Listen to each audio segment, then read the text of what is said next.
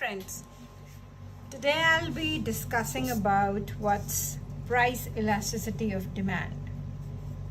Price elasticity of demand. Alright, so first of all, let's understand what elasticity is. Elasticity is basically the responsiveness of demand to a given change in price. So it tells us basically by how much the demand changes, this is my sign for change, when there's a given change in price. When there's a given change in price. So if price increases by, let's say if price increases by 2%, let's say, all right, then by how much will our demand change? Okay, and this is where elasticity is different from your law of demand. Your law of demand just gives you the direction between your price and your demand. All right, so it says that if there's an increase in price, then the quantity demanded decreases for a good, right? Ceteris paribus, that means other things remaining constant, correct? So it just gives you the direction, just tells you the relationship between price and quantity demanded. However, elasticity gives you the quantum. Elasticity tells you by how much will there be an increase or a decrease in quantity demanded given the change in your prices.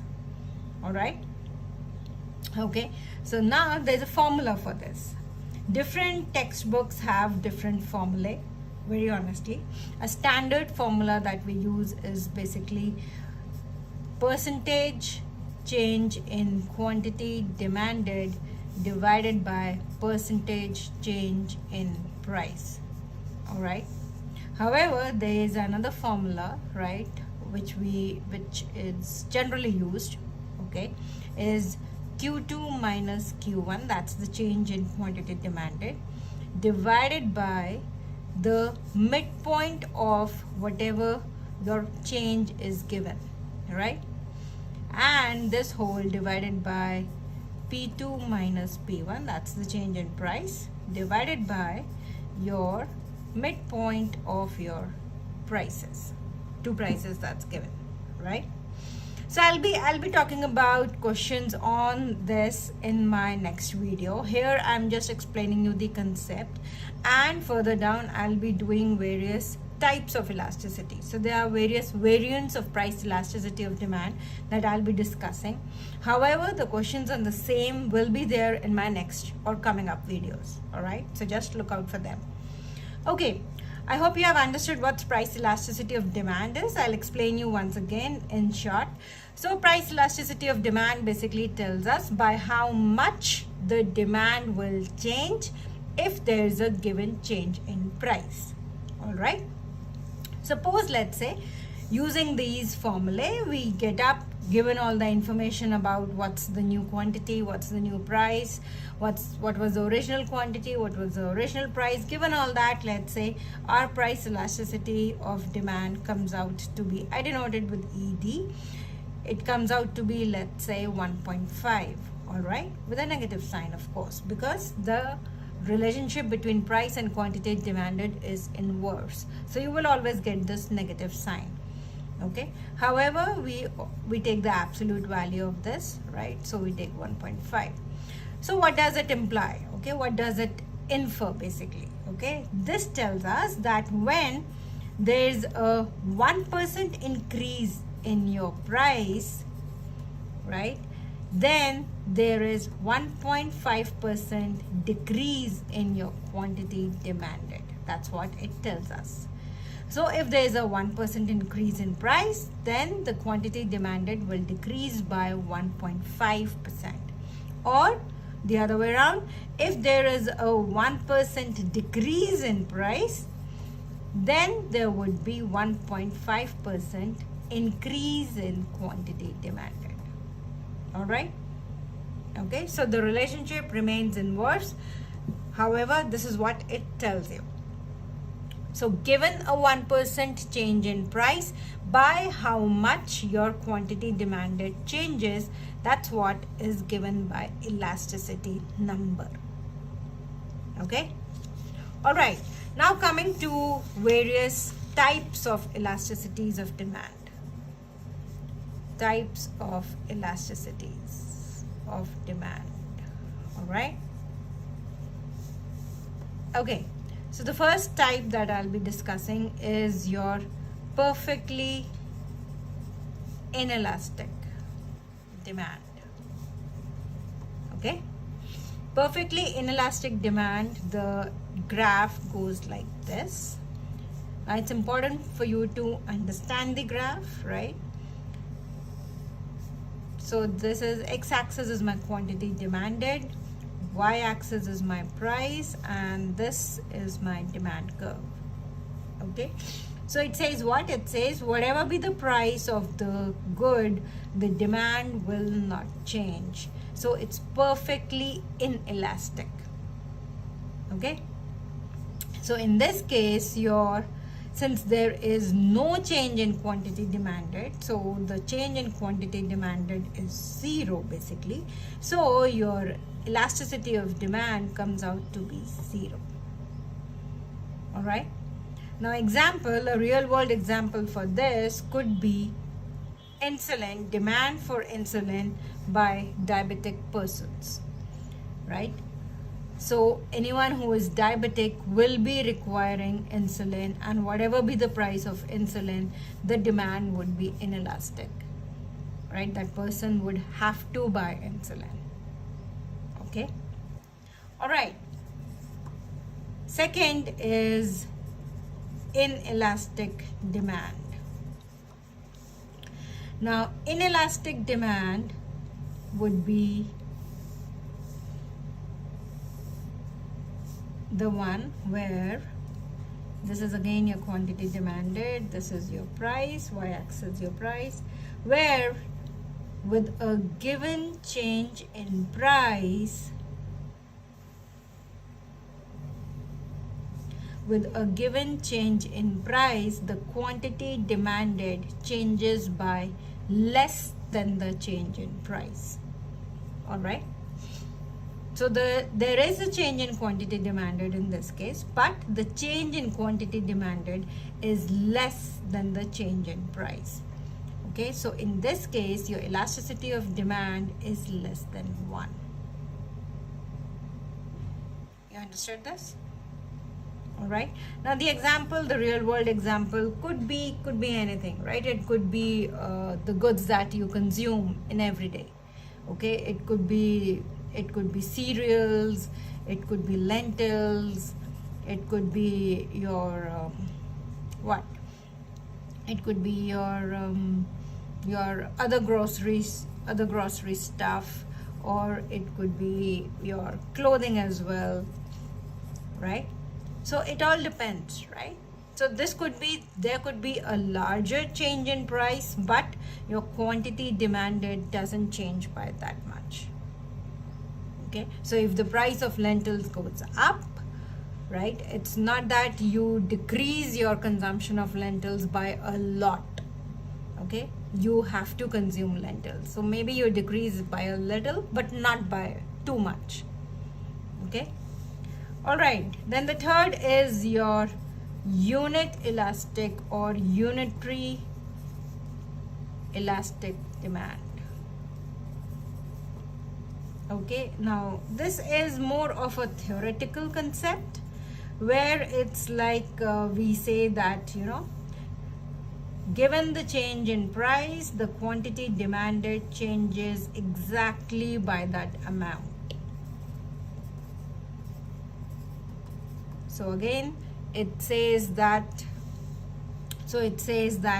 if the given change in price is, let's say, 1%, then the quantity demanded also changes by 1%, right? So this is more of a theoretical thing. I cannot give you really examples of this in real world, right? I can only tell you when we go in for any calculations for any product, but yes, in this case ED is equal to 1. That is, elasticity of demand is equal to 1. All right, so till now we have done 3 variants. Okay, all right, next is the 4th one that says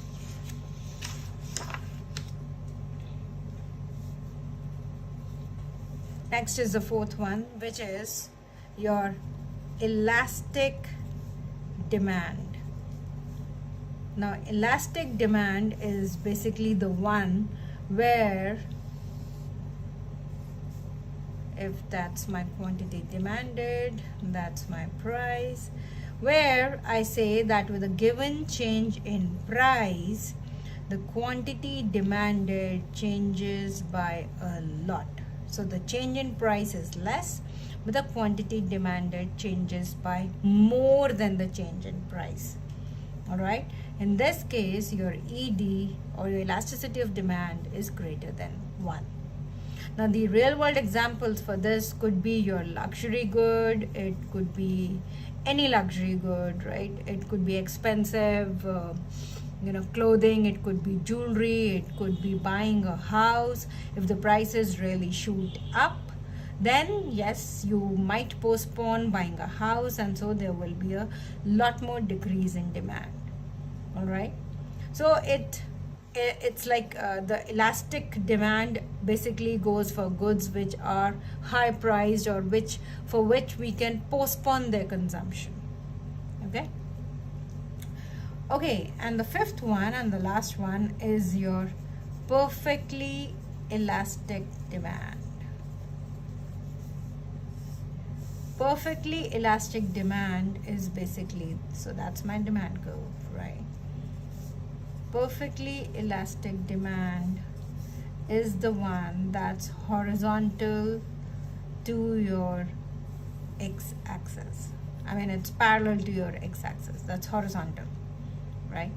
It's parallel to your x-axis. Now what does this mean? This basically means that a very, very slight change in your price, a very, very slight change in your price will change your quantity demanded by a huge amount, by an amount that cannot be actually calculated. So that's why your ED, or elasticity of demand, in this case is infinite, right? So if I change my price by this little, let's say, right, I increase my price by this little.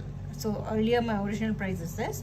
Now let's say I increase my price by this little. So with this, my price, let's say my quantity demanded is this much. Okay, just to explain you. So with this price, my quantity demanded is this much. Let's say I increased my price a bit.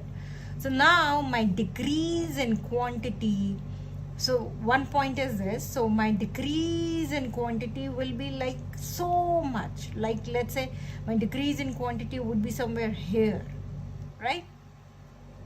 So if I try to, I mean, you know what, I get like, this is my first point, let's say, and then if I do then this, and since my quantity demanded decreases here, so my second point is this, let's say, okay, if I increase. Now if I join these 2 points, I will get a flatter, a very, very, very, very flat curve. You understand me? So it's so, the change in demand is so much, it's so huge that you actually get a very, very flat curve for the demand. All right, now a real world example for this is basically your farmers, you know. So let's say there are many farmers, right? There are many farmers producing wheat, let's say, okay, and let's say all are producing the same quality of wheat, okay. So the demand, let's say, you know, to one farmer, okay, one farmer tries to just increase the price so that he can earn higher profits. Now if he increases, even if he increases the price by, let's say, 0.1%, right? Let's say the price earlier was $5 and he tries to increase the price by, let's say, only, okay, it's like, let's say 5.1, okay, dollar. Okay, I mean that's not exactly okay 0.1%, but what I'm trying to tell you is that, let's say earlier the price was $5 and he increases the price to 5.1, that's $5.10, let's say, just that much. Even then, consumers, all the consumers will just move away from him and go to the other farmers who are selling the same product at a lower price, right? Maybe the price is lower just by 10 cents, but why will they pay 10 cents more when they are getting the same product from other farmers as well? So that's exactly what happens in perfectly elastic demand. All right. So for goods having perfectly elastic demand are basically goods which have huge number of sellers in the market. Okay, and farmers or farmers market or your agricultural crops basically are a very evident example for this kind of elasticity. Okay. All right, so that's it for elasticity. I'll be coming back again with my videos on the factors affecting elasticity of demand and questions on elasticity of demand. So just keep watching and see you till then. Bye-bye.